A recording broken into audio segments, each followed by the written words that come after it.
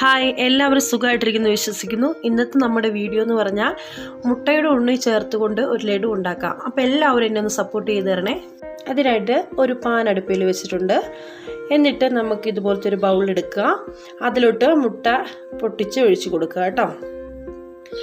ഇപ്പം മുട്ട പൊട്ടിച്ച് ഒഴിക്കണ്ടെങ്കിലും അതിൻ്റെ വെള്ളം നമുക്ക് വേണ്ട.